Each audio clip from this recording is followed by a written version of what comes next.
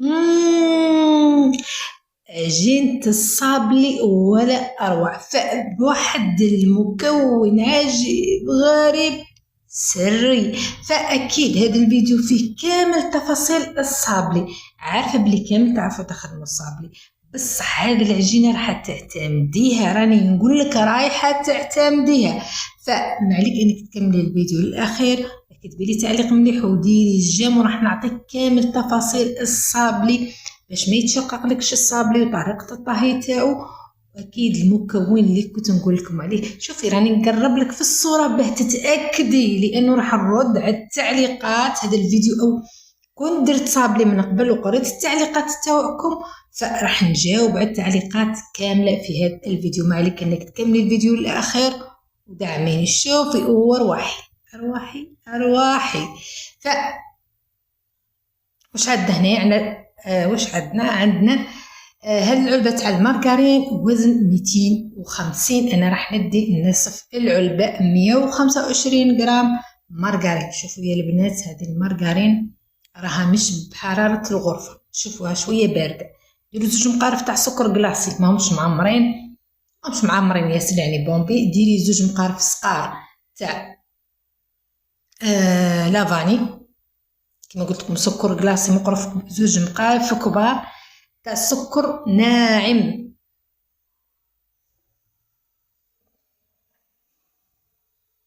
فهنا المكون السحري والعجيب والغريب. شوفوا راني سهلتها لكم بسطتها لكم. الفلون في العجينه راح يعطيكم سر غريب في العجينه انا مانيش عارفته، فشوفوا راح نكتشفوه من الاخير. هذا السر العجيب اللي قلت لكم، تقولوا لي ايه كامل نعرفوا الفلان وهذه مش حاجه جديده. فيعني كما قلت لكم قبل ما نكمل الهضره، ديروا حبه بيض كامله صفار زائد بيض. حاجه مهمه اخرى انكم يعني دائما نقول لكم انه يعني كامل تعرفوا انه الزبده تاعك او المارغرين تاعك خرجيها قبل يعني درجه حراره الغرفه. فهمتوا يا البنات؟ روحوا واش نضيفوا، راح نضيفوا ومن بعد نكملوا الهضره تاعنا باش ما ننساش. المهم يا البنات راح نضيفوا هذه خماره الكيميائيه كامل تعرفوها. المهم عندنا كاس تاع فرينه كنت مقربلتها، وراح نضيف نصف مقرف هذه تاع القهوه، نصف مقرف. ما تكثرش الخماره الكيميائيه لانها هي ثاني تلعب دور انها راح يتشقق لكم الكاطو تاعكم من فوق او يتنفخ او يعود الشكل تاعو مش مليح بصفه عامه. فهنا واش غنضيف؟ راح نضيف كاس كامل تاع مايزينا. شوفوا دائما من بين اسرار الصابلي انكم تقربلوا الفرينه وتقرب لي الصابلي تاعك باش يخلي الملوسيه. مرات لانك ما تعوديش عارفه ممكن المايزينا اللي تشريها انت ديريها في العجين تاعك وتعود فيها حبيبات ما تقدرش تعرفيها. لازم تقرب لي الصابلي عفوا تقرب لي الفرينه، تقرب لي المايزينا، قرب لي كلش قرب، حتى السكر الناعم نورمالمون يتقرب. انا ما قربلتوش كما شفتوا قبيل لانه السكر تاعي جديد عارفه متاكده منه.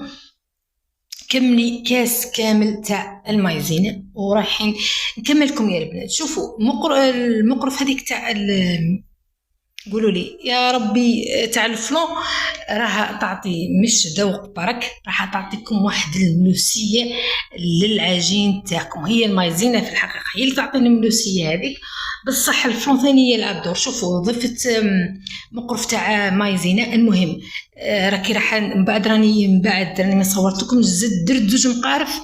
شوفوا البنات 2 كيسان، كاس فرينه وكاس مايزينا و2 مقارف مايزينا، زدت 2 مقارف مايزينا. يعني هذا مقدار دائما معتمدته دائما ما يتغيرش، حتى نغير المارغرين او نغير الفرينه دائما نفس المقادير. شوفوا الشكل شوفي الشكل ما تبدايش تهضري ما عندك ما تهضري يا جماعه، عندك ما تهضري. التعليقات اللي قبل الفيديو اللي قبل درت لكمها بنفس العجينه وقلت لكم ما راحش يتشقق لكم وقلت لكم ما راحش شوفي الطياب ثاني هي يلعب دور. لو كان نهضروا على الطياب قلت لك الطبع تاعك ديري اي طبع مش بالضبط هذايا الطبع تاعك ديريه في الفرينه هو طبيعي. شوفي هنا هذه حاجه مهمه جدا جدا جدا جدا. شوفي بعد ما تجمعي هذاك العجين تاعك ضيفي له نصف زيدي له شويه من الفوق، ديريها على السطح من العجين اللي راكي دسيتيه في الساشي. هذه حاجه مهمه جدا. شوفي راني انا خلع فيكم، فهمتي؟ قلت لك بعد ما تلمي العجين تاعك ما تلميهش طول، لا زيدي له عجينه من اللي راكي داستها، من اللي راكي حاطتها في الساشي، وديريها هي الاولى على السطح باش تبقى الصابلي تاعك املس وما يجيش فيه تشققات. هذه ثاني حاجه مليحه ياسر لازم نهضروا فيها. شوفوا الصوره راني نقرب لكم فيها. هي اصلا الصابلي كتعرفيه من العجينه، ما انت قدام لا تدخليه كاع يتين لك واش تعرفي ينجح لك ولا ما ينجح لكش. شوفي البنات هذا كامل طريقه الطهي، شعلي عليه من التحت وخلاص، وانت تدخلي فيه الفرن ما تخبطيهش، دخليه واحده واحده. اي والله كيما راك تشوفي حبيبتي. اذا مزتوكم معايا لحد الان ما تنساوش تدعموني، اكتبوا لي تعليق مليح، ديروا لي جيم. المهم العجينه خليت منها شويه وبدلت الطابع، درت هذايا الطابع كما راكم تشوفوا. بالنسبه للطابع اللي دائما يعود هاك مقعور، ابداي بهذيك القعره هي الاولى ومن بعد ديري الطابع تاعك من فوق كما راني ندير، مش معناتها ديري الدائره ومن بعد ديري القعره الوسطانيه. هذه حاجه مهمه يعني مهمه جدا كما راكم تشوفوا. فهمتوني؟ دوكا نعاود لكم واش راني قلت لكم.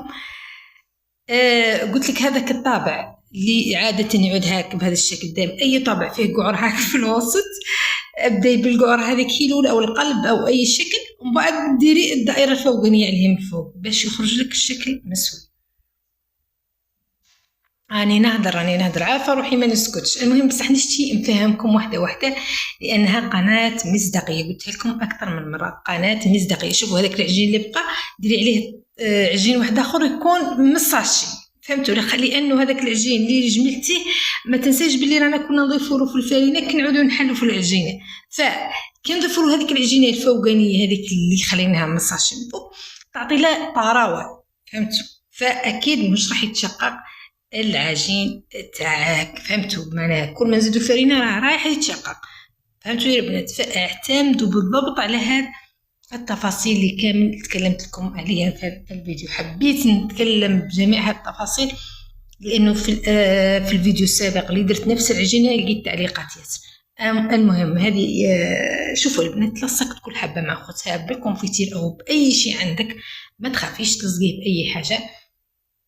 ما طيبتوش من فوق، طيبتو من تحت برك حوالي ربع ساعه. كما ما تخلوش الكاطو تاعكم رحمه على والديكم، ما تخلوش الكاطو تاعكم مش طايب من تحت. مش انا شفت ناس يخلوه ينشف برك، لا مش ينشف، خليه ربع ساعه حتى تعودي منقص عليه الغاز، خليه ربع ساعه، خلي الكاطو تاعك ينشف لان كي دسيه راح يندى ويدير ديك الخضوريه تاع عنده ميكروب، فهمتوا يا البنات؟